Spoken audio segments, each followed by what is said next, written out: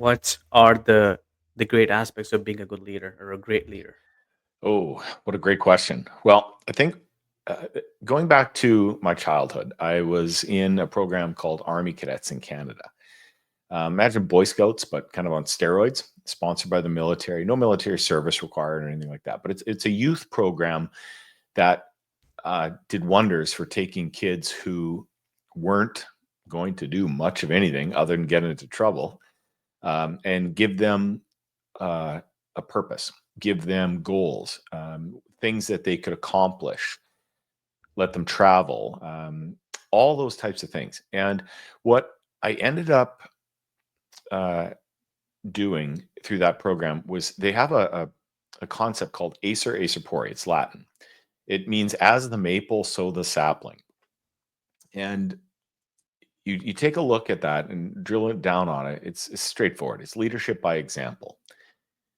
You cannot be um, a great leader without leading by example.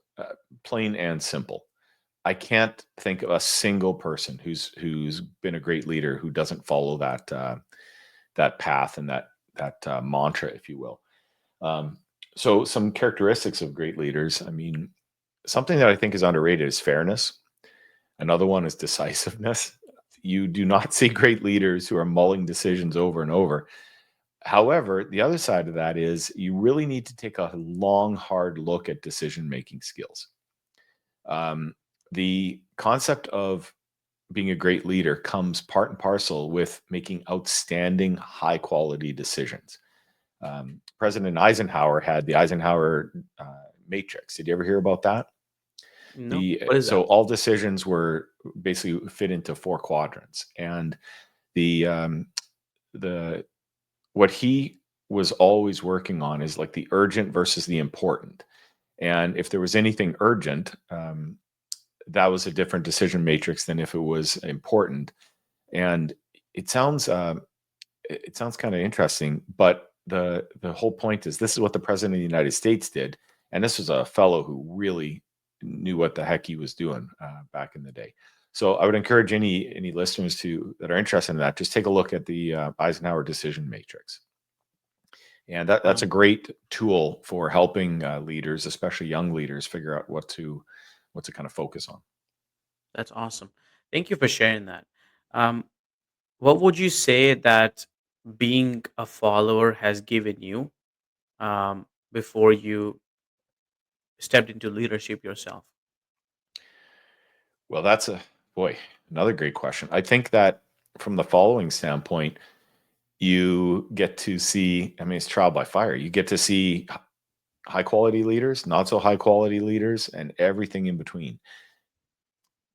The folks that, I mean, a fellow from my childhood, Captain Don Henry, comes to mind. He was the prototypical person who um, led by example in every single way. So you know as a younger leader, you and even age doesn't have much to do with it, but as a leader, you always model behavior. And that goes just for parents, it goes for any type of leadership work or otherwise, but you model some type of person's behavior, whether you realize it or not.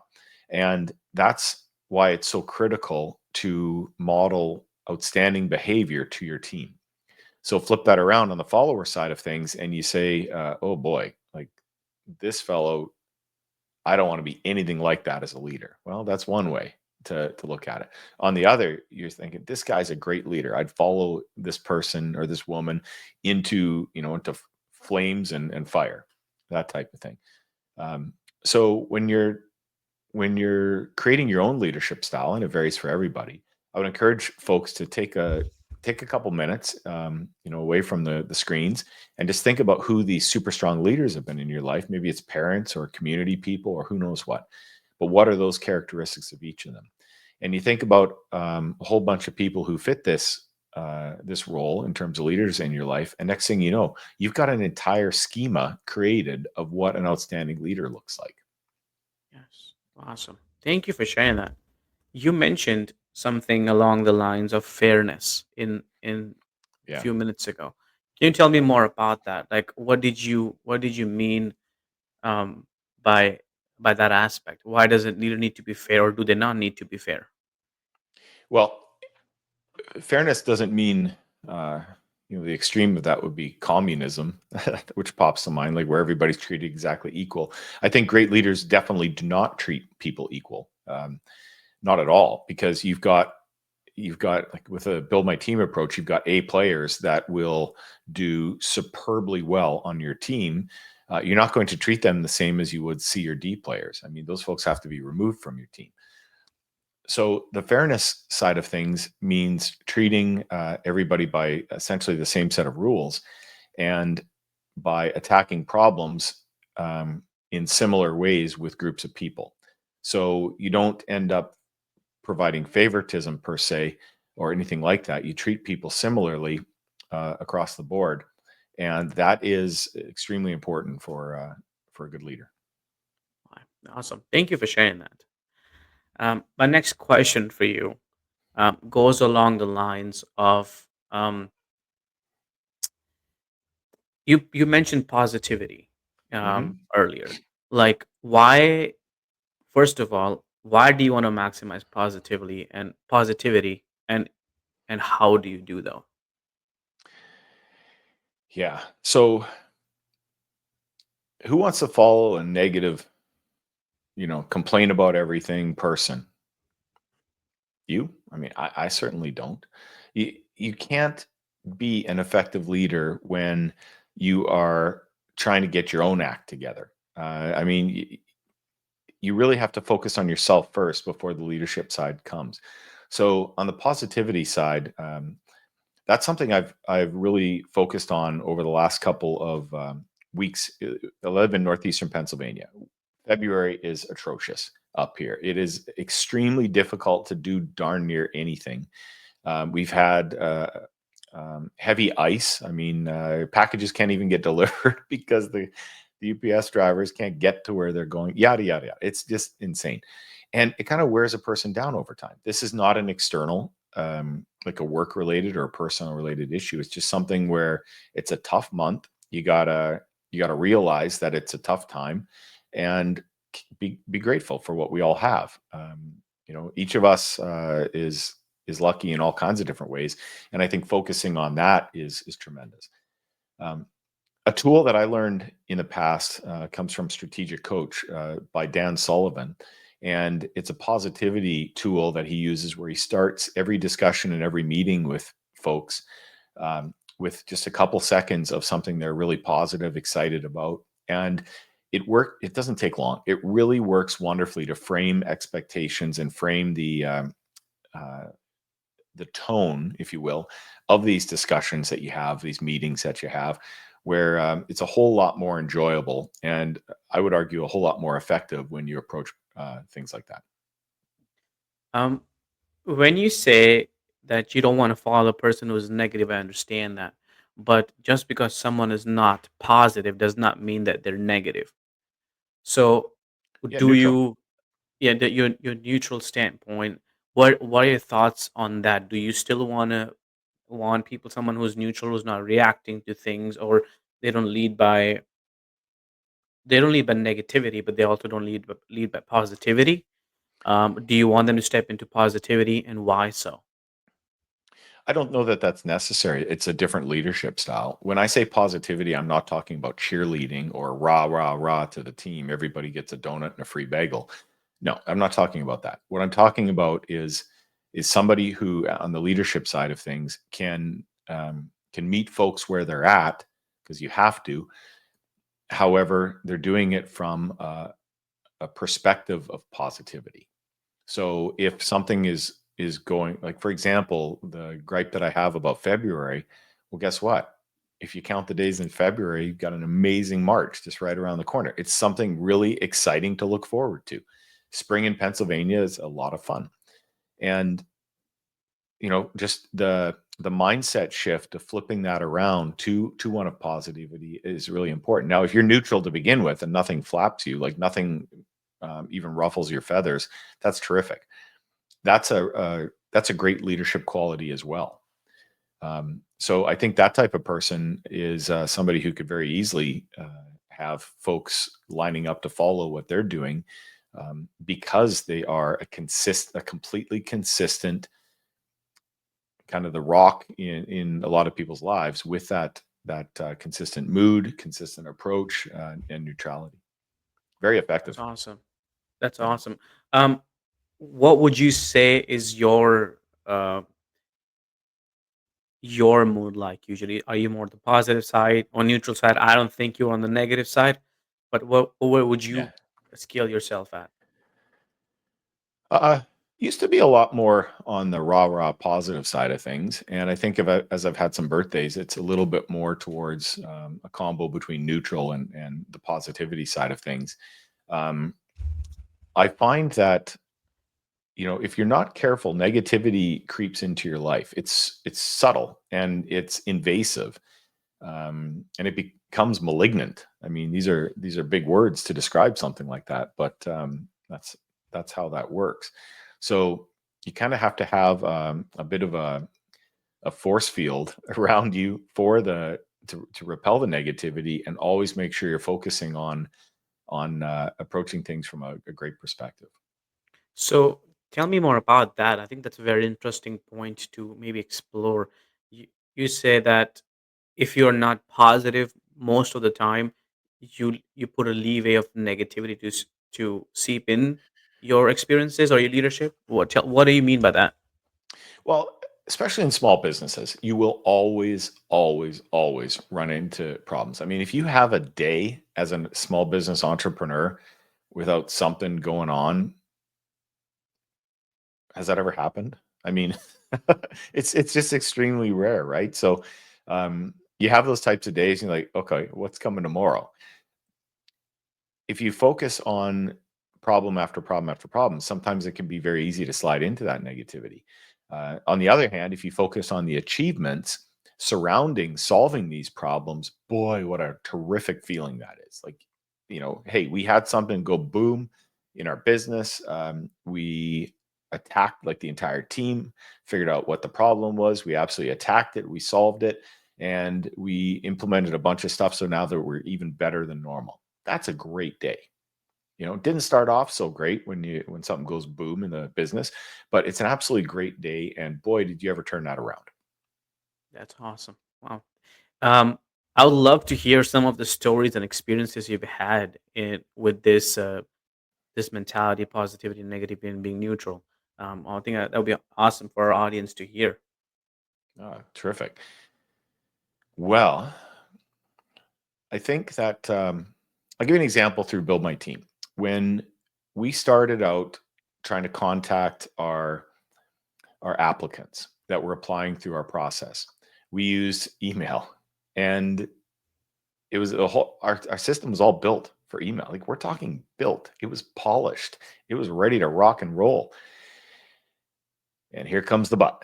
I was in my office. My assistant and I shared an office at the time. Took her about 6 hours one day of explaining to these candidates, these applicants to our clients' positions, that they have to look in a spam box. 6 hours.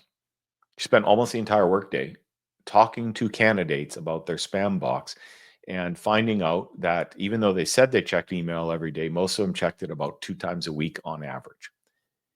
That was rough to hear, because we had essentially leaned our ladder up against the wrong wall, and we climbed it as fast as we could. So what happened after that was a whole lot of technical soul searching. And we turned around and said, this will never work. We cannot get this off the ground for our clients if we're contacting people this slowly. So we scrapped it and built a text-based model. It took quite a while to get texting down. And now our system will text these applicants within 5 seconds of them applying, and it's all text-based. It works stupendously well. But when we started that transition, um, that was awful. We were all ready to go. And we realized if we launch like this, um, we will get nowhere. Essentially, this will not work. And on the text-based side of things, it works optimally now, because you can communicate back and forth pretty much instantly with everybody, and there's no There's no internal app, if you will. It's texting. So every single phone has that. They don't have to download an app. They don't have to, you don't have to go through the app store process, anything like that. So that I think is one of the things that we made lemonade out of all the lemons you can possibly, like a truckload of lemons. We ended up making lemonade out of. Imagine you guys still trying to solve the issues with fixing the emails. Like, oh my gosh, we can do something. That would be a Well, that would be a terrible approach, and yeah, that's yeah, awesome. our company would have ended up being an email training platform. Like, here's how you check your email, folks. Not anything other than that. And instead, through the texting, we're able to get these wonderful candidates connected with our clients and have them go through our strength and talent assessment, so we figure out what they're good at. With email, none of that would have been possible. I don't Yeah, even know how other like how corporations that are doing assessments of any type get folks to go through this process. I think somebody's really pushing on rope when it comes to trying to get these candidates to do that. yeah. I don't think I remember the last time I actually received an email. Actually, probably a few months ago, but a lot of times now I'm getting text messages, like, "Hey, we have this opening. Do Yeah, you want me to send you more info?" right. So yeah, that's people are definitely using that now. So that's awesome. Yeah, it's as close as we have technology wise to direct communication between two parties. And it's almost always the person that you want to talk to who's actually looking at the text, right? I mean, not a lot of people will hand their cell phone to their assistant nowadays. Very few people do that. I mean, maybe they have two cell phones, but a lot of folks don't. So I think it's quite effective. Yep, yep, you're right. Thank you for sharing that. One more question for you before we end today's segment. Um, how do you feel about having experience when you're trying to hire people? Well, oh boy. I mean, okay, so there's some caveats to this. I do not at all feel that experience is warranted for entry level and managerial positions. I cannot state that strongly enough. Now, look, if you're going to be a doctor, or I mean, I'm an optometrist, I can't just be an eye doctor without experience. Obviously, there's training and licensing that goes into that. But for unlicensed positions, I can't stress that enough. Um, we have, I mean, we've proven this through our build my team approach, that hiring somebody for their natural strengths and talents will always, like always, outperform somebody who just comes in with experience who is not well suited for the role. Occasionally, you're going to get somebody who has the natural strengths and talents for the role and they have experience. Well, then you move on them instantly. There's no decision time needed for that. But that almost never happens. And so you put somebody in with experience into a lot of these roles, but they don't have the natural fit. They are a solid C player. And what do you do with a solid C player? Most businesses keep them on. They're just mediocre. They're trying their best, but they're just not good at it to begin with, and they're never going to be good at it. And the other component of that, and this is completely underrated, is that when you put somebody in with experience in a business, especially a smaller business, you have to untrain that. So I'll give you an example in healthcare. Well, the doctor I used to work for did it this way. Okay, that's right. They did. We do it a completely different way. If you do it the way that the doctor did, you can't work here. If you do it our way, you can work here. And here's why our way is so important. And you tell them the why behind it. But in that whole discussion, now you're having to undo bad habits. You put somebody in without experience who, like through the Build My Team system, we measure their natural strengths and talents. We measure their speed of learning. They learn super quickly. You don't have to have the second half of that conversation at all. It doesn't exist, because you're not trying to undo a single thing with them. You're just trying to have them very rapidly learn what you need them to learn, and they're remembering it and they're off to the races with it. It's a solid key for high performers in the current job market. So your approach is through build my team is completely um, eliminating C's and D's, hopefully, Yes. and focusing on Mhm. A's and B's, and not even worrying about bringing the C's and D's to being B's and A's in the future. Not even, yeah, No, you that's the thing that's so it takes years and years of going through this before you actually believe it. You can't take a D and turn them into a C and turn them into a B and turn them into an A player. You're not going to be able to do that. We're not talking about um, these are folks who don't, they simply do not have the natural strengths and talents to do that job. They're not going to become an A. And I'll tell you what, you're going to spend months or years trying to get them to be something that is virtually impossible. Okay. So, oh, some people like impossible tasks. Well, knock yourself out because you got one in front of you. The other option is to take somebody who has the natural strengths and talents and they're a B player because they haven't received enough interaction with you as a leader. They don't have crystal clear goals. They don't understand exactly where you want them to go with the role that they're playing. Um, so if you spend your time instead on those B players and crystal making everything crystal clear, exactly how not how you want them to perform, but what you want them to accomplish, and give them the resources to do that, they're going to pop up to an A in a heartbeat. That just wow. happens. That it just happens naturally.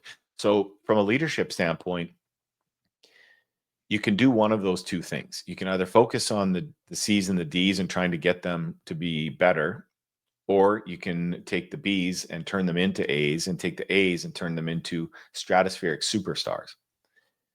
Software is a great example of that. Um, Anybody who's had a software company of any uh, scale will tell you that you can have a single software developer that is as productive as 100 not very good software developers. It is a completely and utterly nonlinear relationship. And you say, well, how the heck is that possible? It is. I've seen it. It is stupendous. It happens.